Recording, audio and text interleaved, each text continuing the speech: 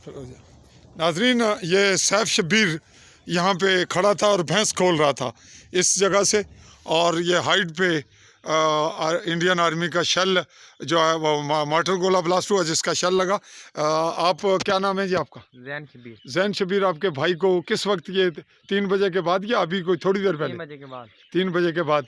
तो अभी भी गोलाबारी जारी है। तो आप उसको कहाँ लेकर गए आपके भाई को? उस्मानी हॉस्पिटल। कितनी उम्र है उसकी? 14 साल।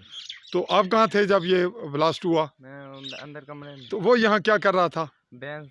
बाकी सब लोग आप महफूज थे? जी। जी नाजरीन, ये उसी की ब्लीडिंग है और उसको फ़ौरन ले जाया गया। मुझे रास्ते में मिले जब मैं समानी से इस जानिब आ रहा था रिपोर्टिंग के लिए। जैसा कि अभी आपने फिर सुनी, मोटर जो शेलिंग है वो जारी है, और अब पाकिस्तान आर्मी की जानिब से इंडियन पोस्टों पे यहाँ चाई में शेलिंग हुई, और अभी मेरी मौजूदगी में ये तीसरा चौथा जो वाटर गोला है वो ब्लास्ट हुआ।